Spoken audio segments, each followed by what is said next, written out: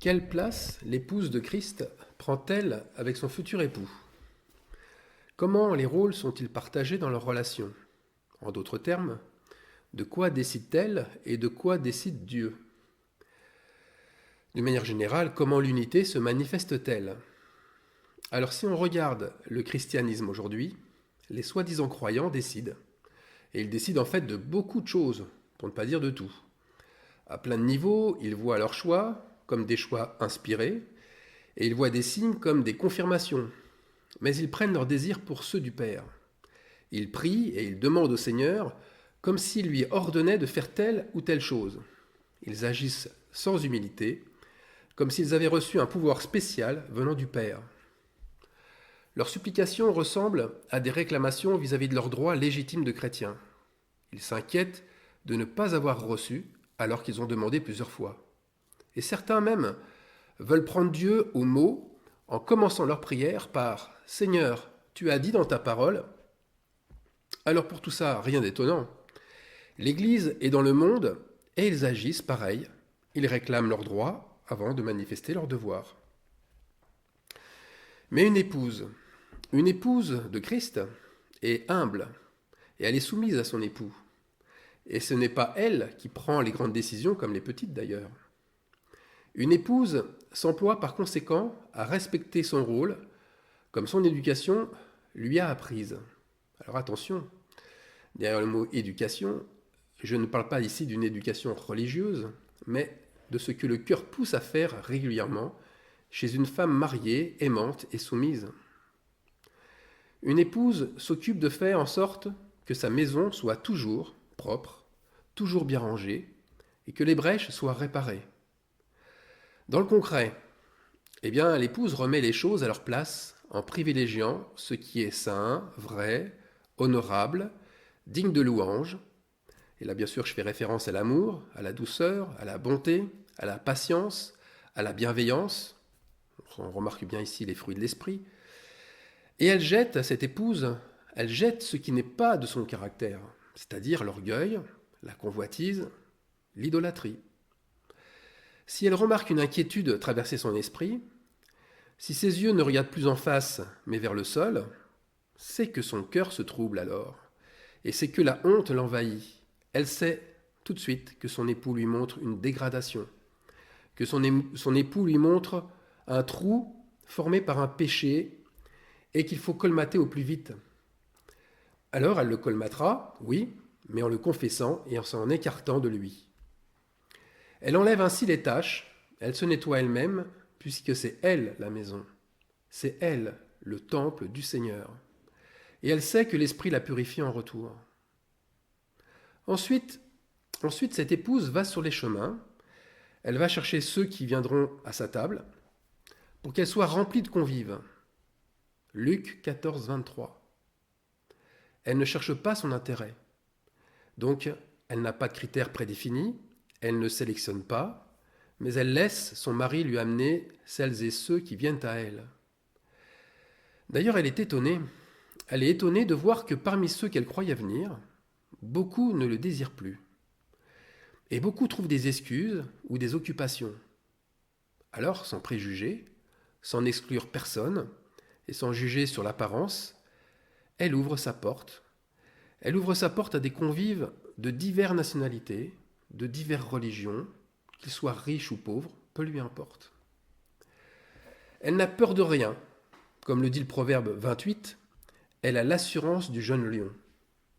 Son sort est déjà entre les mains de son époux, et son époux qui la préviendra de la corruption, et donc qui ne la laissera jamais chanceler. Ensuite, elle reçoit les hôtes, et pour cela, elle prépare le repas et mange avec les convives. Alors dans cette communion fraternelle, son époux n'est pas absent. On le sait puisque là où deux ou trois qui sont en accord avec lui, il vit au milieu d'eux. Alors ce repas est à la fois partagé avec de vrais aliments, mais il est aussi spirituel. La manne. La manne, ce même aliment que Moïse avait dans sa marche dans le désert avec le peuple hébreu, la manne provient du ciel. Donc ce n'est pas elle l'épouse qui apporte la nourriture à sa maison. C'est son époux. Et son époux lui apporte chaque jour par le Saint-Esprit. Préparer le repas, c'est son rôle. Et pour cela, elle doit donc se renseigner sur les besoins de ses convives pour en faire part à son époux. Exemple de besoins, sont-ils malades? Sont-ils handicapés? Ont-ils besoin d'argent? Sont-ils démunis, abattus, dans la peine, le deuil? Etc. etc. C'est alors que son époux lui inspirera ce qu'il faut faire ou pas. Prier pour les uns, aider les autres par des solutions diverses, apporter une réponse prophétique, manifester un miracle, etc., etc. Rien, en fait, n'est fait en solitaire. Son mari s'occupe de pourvoir à tous ses besoins. Quand je dis tous, c'est sans exception. Tous ses besoins, mais aussi à ceux de ses convives. Comme son épouse donne avec joie, qu'elle donne sans tristesse dans le cœur, qu'elle n'a pas de contrainte lorsqu'elle donne, eh bien son mari la comble de toutes ses grâces. Tout devient une source d'abondance et tout se multiplie, surtout les fruits. Ah bon, pourquoi les fruits? Parce qu'il y a des fruits de justice. Et les fruits de justice, ce n'est pas rien. C'est ce qui permet à l'épouse d'avoir ce vêtement de fin lin. Apocalypse 19, 8. C'est pourquoi son épouse est toujours dans un état de paix, un état de confiance, donc de foi, et que l'inquiétude comme la peur ne font plus partie de ses habitudes et elles ne font plus partie de son caractère. C'est là sa réputation. Elle n'a pas besoin de se recommander du Seigneur, c'est lui-même qui la recommande. 2 Corinthiens, chapitre 10, verset 18. Alors voilà, il peut y avoir des convives, mais des convives gênants. Des convives qui se sont invités alors qu'ils ne faisaient pas partie de la fête. Souvent d'ailleurs, ces troubles fêtes chercheront les premières places. Ils voudront être servis les premiers. Ils essaieront à tout prix d'attirer sur eux l'attention. L'épouse n'est pas là, prête à réagir au moindre signe d'alerte. Elle n'a pas vocation à trier elle-même. Elle n'a pas vocation à trouver l'intrus, puis à le chasser. Elle n'est pas sur la défensive et elle ne soupçonne pas le mal. Elle a la certitude, c'est vrai, que son époux lui donnera la connaissance de leur nature, mais au moment voulu, comme lui aura décidé. Parce que c'est lui, après tout, c'est lui qui dévoile l'imposture. Et il le fait sans en informer au préalable son épouse. Tiens, tiens, il ne lui dit pas avant ce qui va se passer. Alors cette ombre dans leur relation, est-ce que c'est un manque de confiance? Ah non, pas du tout, bien au contraire. Ce n'est pas qu'il veuille la protéger, c'est surtout que cela casserait la fête. Et notre Seigneur ne veut surtout pas que la joie, l'enthousiasme et la convivialité soient ternis de cette façon-là. Sinon, cela empêcherait les fruits de mûrir. D'ailleurs, n'est-ce pas lui, notre époux, qui change l'eau en vin? Ce vin de la révélation, ce vin qui apporte toujours une huile de joie et une impression de plénitude. Alors, pour que la fête soit complète, il manque encore quelque chose. Notre Dieu laisse dans le cœur de sa bien-aimée ses paroles. Et ces paroles, ce sont les mêmes paroles que ceux de l'apôtre Pierre, de celles qu'il a reçues pour le militaire romain Corneille. Les voici. Ne regarde pas comme impur ce que j'ai déclaré pur. Ou en d'autres mots, considère tous nos invités comme des gens respectables et bien intentionnés. Vous voyez ici, j'ai dit nos invités, puisque l'épouse et l'époux s'intègrent dans tout ce qu'ils font. Ils sont ensemble. Il y a aussi le fait de gardons ensemble un regard bienveillant sur tous. Car Dieu accorde la repentance à qui il veut, aussi bien aux Juifs qu'aux païens. Acte 11, 18. Donc, Dieu va faire en sorte que ce soit les imposteurs qui, à un moment donné, se sentent mal, très mal, pas du tout à leur place. Ce sont eux qui vont réaliser qu'il vaut mieux s'en aller et fuir au plus vite, car leur imposture est dévoilée. C'est le méchant qui prend la fuite, sans qu'on le poursuive, sans qu'on le chasse. Proverbe 28, 1. C'est comme cela que notre Père fait pour chasser les mauvaises hôtes, ceux qui seraient entrés là, avec des intentions mauvaises. On ne les lapide pas, non, non, non, ils se disqualifient eux-mêmes. C'est leur comportement qui trahit leur état. Et cet état, c'est celui de n'avoir pas l'habit approprié au repas. Ils n'ont pas endossé l'habit de noces. Ils n'ont pas endossé les fruits de justice. Alors en disant cela, est-ce que j'apporte une contradiction au vu de la parabole? Vous savez, la parabole des noces de Matthieu, chapitre 22, verset 11. Eh bien, a priori, oui. Oui, puisque dans cette parabole, c'est le roi qui voit l'imposture. C'est le roi qui s'aperçoit que l'imposteur n'a pas revêtu l'habit de noces. Alors, je vous resitue un peu le contexte. Matthieu 22, 11, et Jésus dit que le royaume des cieux est semblable à un roi qui fit des noces pour son fils. Et il envoya ses serviteurs appeler ceux qui étaient invités aux noces. Mais voilà, ils ne voulurent pas venir. Alors il envoya encore d'autres serviteurs. Vous voyez là, la nuance, c'est qu'il y a d'autres serviteurs qui vont partir dans les chemins pour rassembler tous ceux qu'ils trouvèrent. Et là, c'est méchant et bon. Et bien entendu, nous avons une salle des noces pleine de convives à ce moment-là. Le roi entra pour voir ceux qui étaient à table, et il aperçut là un homme qui n'avait pas revêtu un habit de noces. Et cet homme eut la bouche fermée. Et le roi dit aux serviteurs, liez-lui les pieds et les mains, et jetez-le dans les ténèbres du dehors, où il y aura des pleurs et des grincements de dents. Car il y a beaucoup d'appelés, mais peu d'élus. Alors, en fait, qui est le roi et qui sont les nouveaux serviteurs ici? Quand on y regarde de plus près, l'épouse, c'est le nouveau serviteur qui a remplacé le serviteur méchant et paresseux. Vous savez, celui de Matthieu 25, 22, le serviteur qui n'a pas été ni bon ni fidèle. L'épouse est devenue l'épouse parole. Elle est ici le nouveau serviteur, mais attention, en même temps que le roi. Le roi et le serviteur ne font qu'un, puisqu'en amenant la parole, l'épouse a la même autorité que le roi. Alors pendant que la parole le saisit le méchant, elle lit le méchant de la même façon que lui liait les autres par ses paroles. Il est jeté dans les ténèbres du dehors, c'est-à-dire qu'il retourne dans le monde, puisque c'est de là qu'il puise toute son énergie et qu'il puise toute sa connaissance. Il s'exclut ainsi de l'assemblée des élus, puisqu'il est comme un animal qui retourne à ce qu'il a vomi. Dieu l'époux va en fait utiliser quelque chose de différent. Il va utiliser le vin mis sur la table. Et Jésus nous a montré l'importance du vin dans un repas de noces. Et ici, le contexte est identique. Alors, de quelle façon va-t-il utiliser le vin qui doit couler en grande quantité? Le vin, concrètement, a cet effet de délier les langues. Il a un effet de montrer le caractère caché et la vraie personnalité.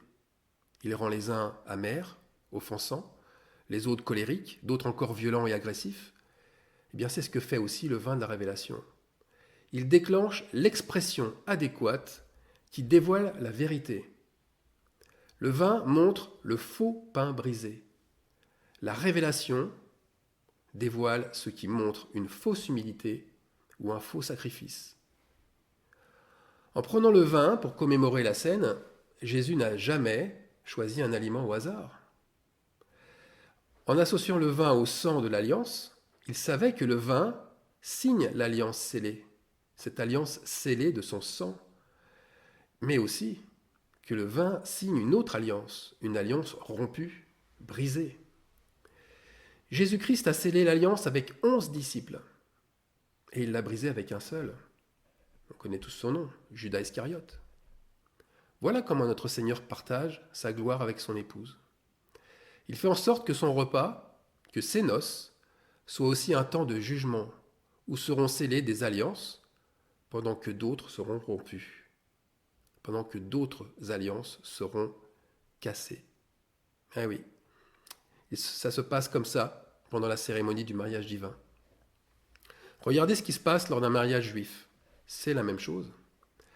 Le contrat d'un mariage juif est signé, c'est-à-dire que la fiancée est considérée sanctifiée par son fiancé seulement après, je dis bien seulement après, que le bien-aimé ait rempli une coupe de vin qui, si elle est entièrement bue par la bien-aimée, signifie son approbation. Et si elle est par contre partiellement bue, cela signifie son refus. C'est seulement après avoir bu en partie ou totalement cette coupe de vin, que l'alliance est mise au bout du doigt des deux mariés et que le mariage est officialisé. Cela montre bien une chose, c'est que son épouse n'est pas constituée de croyants qui le louent du bout des lèvres. La sanctification, c'est pas l'épouse qui l'a fait, c'est l'époux. Personne ne peut se sanctifier lui-même. Puisque l'époux met à part uniquement des hommes et des femmes craignant Dieu, attention, jusqu'à l'abnégation complète. Ils sont prêts à tout sacrifice pour leur époux. Alors pourquoi le sacrifice ne lui fait-elle pas peur à l'épouse? Ou plus peur? Eh bien parce qu'elle a une certitude. L'épouse a une certitude qu'a très bien vu Ésaïe. Et on lit ça dans Ésaïe chapitre 43. Première certitude. Elle ne craint rien, car Dieu, qui l'a créée, l'a aussi rachetée. Deuxième certitude. Son époux l'appelle par son nom, elle est à lui. Troisième certitude. Si elle traverse les eaux, il est avec elle, comme il l'a été avec Pierre marchant sur l'eau. Quatrième certitude. Aucune catastrophe naturelle, comme les inondations causées par le débordement des fleuves, ne peut la submerger ou ne peut la noyer. Enfin, dernière certitude, si elle marche dans le feu, les flammes ne la brûleront pas. De même manière, si des paroles enflammées l'accusent, elle restera de marbre. C'est ça avoir l'assurance de son salut. C'est marcher dans l'épreuve sans trembler, sans avoir peur de la souffrance et de la mort. Attention, j'ai bien dit marcher sans avoir peur. Ce n'est pas de prier pour ne pas avoir peur, ou ce n'est pas de se persuader de ne pas souffrir en répétant sans cesse ces mots « Dieu est avec moi, je ne crains aucun mal ». C'est en fait un état déjà acquis. C'est une réalité. Et c'est la réserve d'huile qui apporte cela et rien d'autre. À un moment donné, on l'a ou on ne l'a pas, cette réserve d'huile. Alors ce petit groupe de guerrières et de guerriers, en fait, ne ressemble pas à des militaires virils et entraînés. On ne voit pas derrière cela une armée invincible. Alors d'où vient leur force? Où est leur force? Eh bien leur force est invisible. Par contre, les anges qui les accompagnent, eux, sont vraiment impressionnants. Rappelez-vous ceux du prophète Élisée dans 2 Rois 6, 17. Élisée, le prophète, pria Dieu qu'il ouvre les yeux de son serviteur et qui vit alors quoi? Eh bien, il vit la montagne pleine de chevaux et de chars de feu autour d'Élisée. Par conséquent, cette relation inédite entre l'époux céleste et son épouse n'est pas en fait quelque chose d'exclusivement spirituel. Ce qui est sûr, c'est que le règne de Dieu se fait bien sur terre. Ça, c'est une certitude. Le ciel est voilé dans l'épouse terrestre. Ou si vous voulez une autre image parlante, le soleil, Dieu, donne sa couleur à la lune, sa couleur à l'église épouse, tantôt rousse, tantôt d'un blanc éclatant. Ce qui veut dire que prier, Père, que ton règne vienne, eh bien, cette prière n'a de sens que si l'épouse de Christ devient parole sur terre. Ceux qui ne croient qu'il y a une réalité céleste, qui se fera après notre mort physique, eh bien, ils ont tout simplement repoussé la révélation parce qu'ils ne peuvent concevoir qu'un corps de chair et de sang puisse manifester une telle puissance, qu'un corps puisse manifester une telle symbiose dans la communion d'esprit. Ils pensent en fait que le péché ne sera réellement détruit qu'avec leur mort physique.